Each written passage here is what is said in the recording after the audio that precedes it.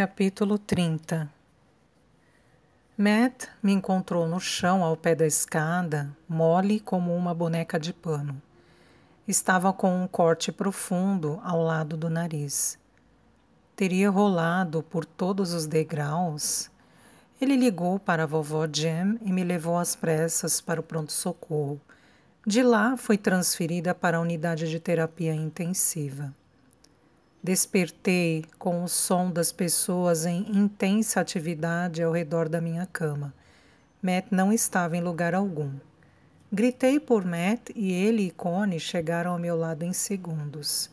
Você levou um tombo feio, Susana. Matt foi explicando. Desmaiou enquanto descia a escada. O bebê está bem? Connie, e o meu bebê? Ainda ouvimos batimentos cardíacos, Susana, mas a situação não é boa.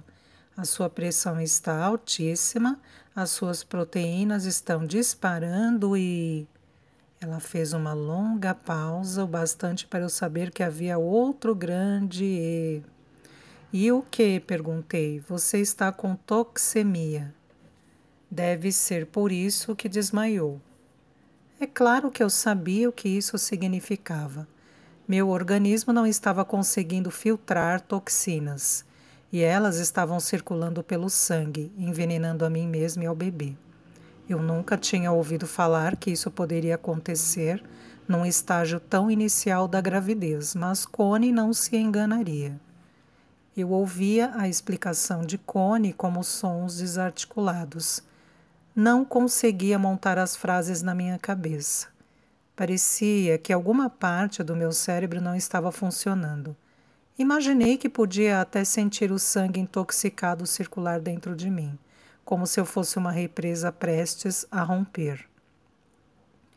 Então ouvi alguém mandando Matt sair do quarto e uma equipe de emergência entrando. De repente havia médicos e enfermeiras ao meu redor. Colocaram uma máscara de oxigênio sobre meu nariz e minha boca. Eu sabia o que estava acontecendo comigo. Meus rins estavam falhando. Minha pressão estava caindo. Meu fígado não conseguia dar conta do veneno que circulava no sangue. Eu estava entrando em convulsão.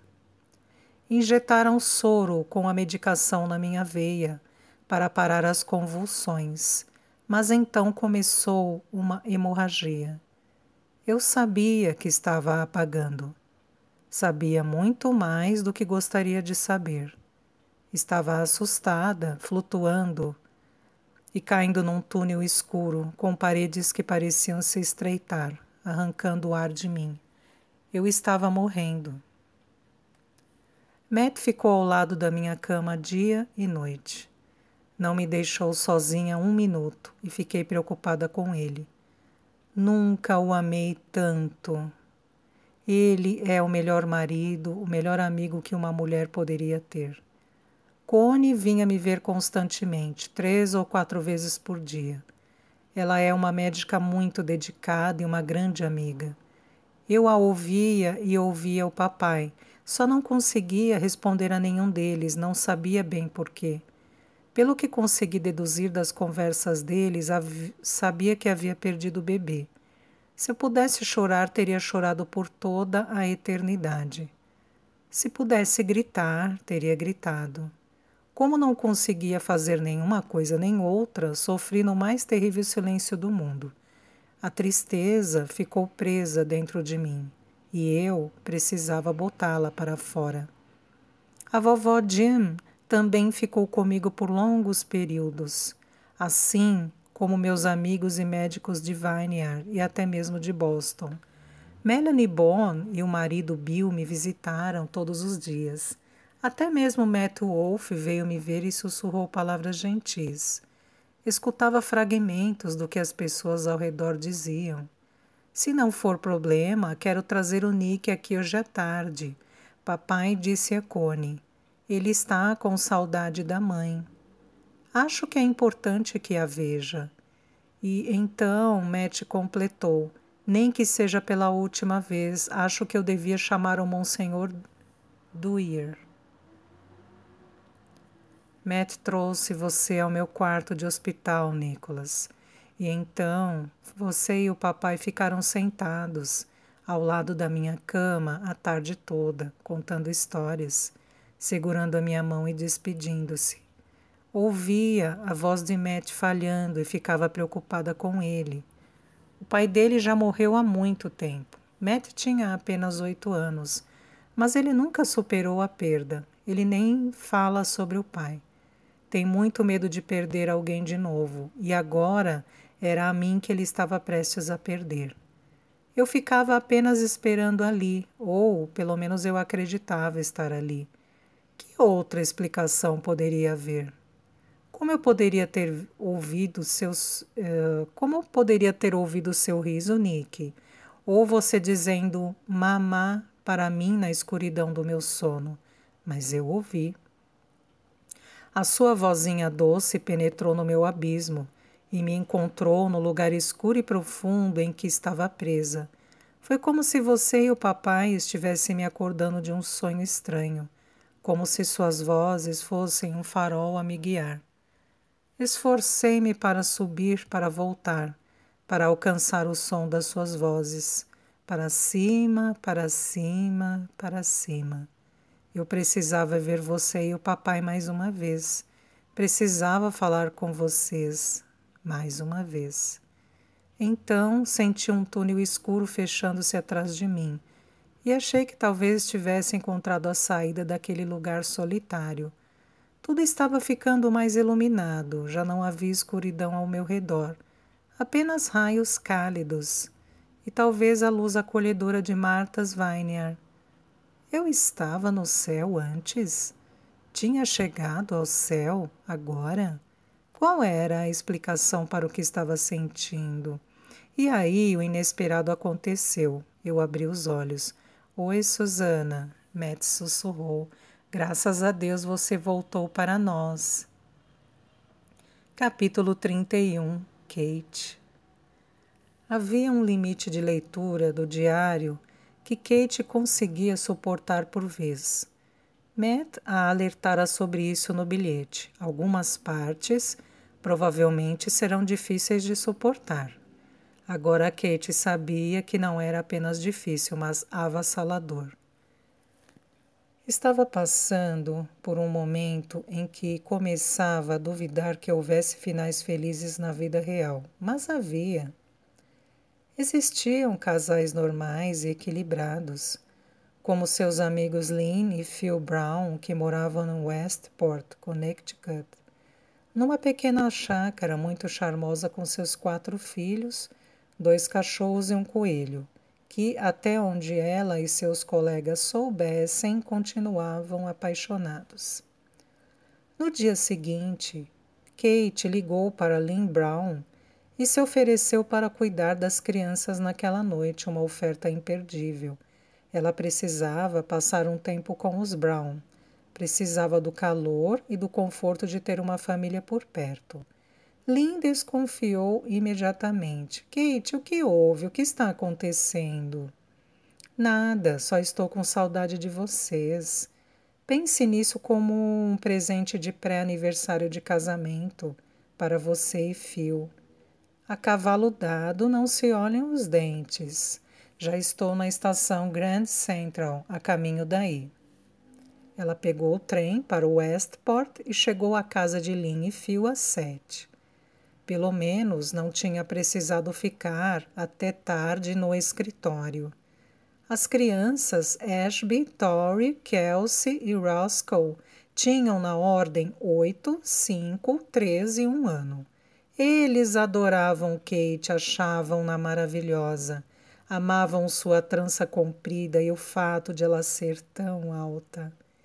Então Lynn e Phil saíram para seu encontro romântico e Kate ficou com as crianças. Na verdade, não sentia que estivesse fazendo um favor aos amigos, mas incrivelmente grata a Lynn e Phil por aceitarem-na.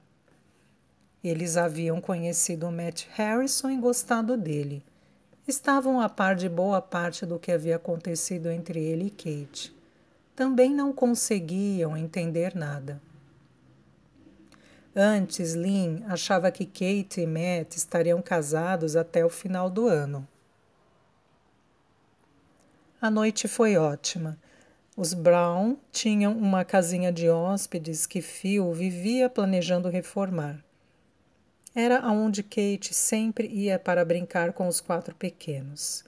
Eles se divertiam brincando com ela, escondendo sua mala e suas roupas ou usando suas maquiagens.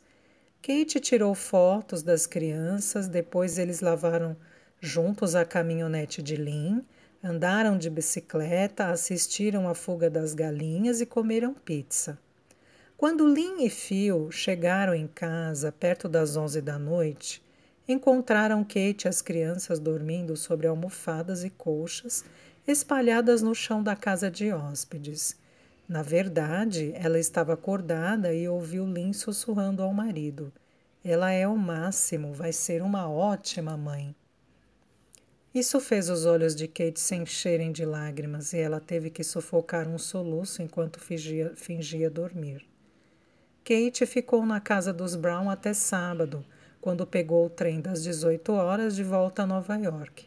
Antes de ir embora, contou a Lynn que estava grávida. Sentia-se cansada de tanto brincar, mas também viva de novo, rejuvenescida. Enfim, estava melhor. Acreditava nos pequenos milagres de todos os dias. Tinha esperança, sabia que havia finais felizes na vida real. Tinha fé na família. Mais ou menos na metade da viagem, Kate tirou o diário de dentro da bolsa.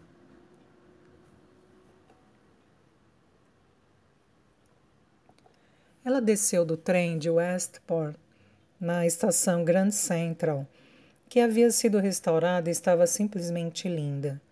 Passava um pouco das 7:30 da noite e ela precisava caminhar um pouco.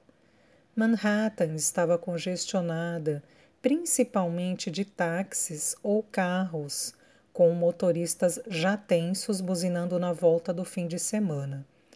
Ela também estava tensa. O diário fazia isso com ela. Ainda não tinha a resposta de que precisava para tocar sua vida adiante. Não havia superado Matt e não havia superado Susana e Nicholas. Estava pensando em uma coisa que havia lido no começo do diário, a lição das 5 bolas. Trabalho, família, saúde, amigos e integridade. O trabalho era uma bola de borracha, certo? Depois de descobrir isso, Susana havia assumido o controle da própria vida e conseguido a tranquilidade que buscava. Ela conseguira se libertar de tudo: trabalho, estresse, pressão, prazos, discussões, multidões, brigas de trânsito. Ter mergulhado na realidade de outra pessoa levara Kate a reavaliar o que vinha fazendo no piloto automático ao longo dos últimos 9 anos. Ela havia conseguido aquele emprego aos 22 anos, logo depois de se formar pela Universidade da Carolina do Norte de Chapel Hill. Havia tido a sorte de estagiar durante 2 verões numa editora em Chapel Hill, o que abrira portas importantes para ela em Manhattan. Tinha se estabelecido em Nova York, cheia de planos, e havia muitas coisas que adorava na cidade. Ainda assim, nunca se sentia em casa, nunca se convencia de que era aquele lugar em que deveria estar. Às vezes, ainda se via como uma turista na cidade, uma turista alta e desajeitada. Agora, imaginava que talvez soubesse o porquê disso. Sua vida estava desequilibrada havia muito tempo. Ela passara muitas madrugadas no trabalho ou em casa, lendo e editando manuscritos, tentando deixá-los da melhor forma possível. Era um trabalho recompensador, Mas o trabalho era uma bola de borracha. Família, saúde, amigos e integridade eram as bolas de vidro preciosas. O bebê que estava dentro dela certamente era uma bola de vidro.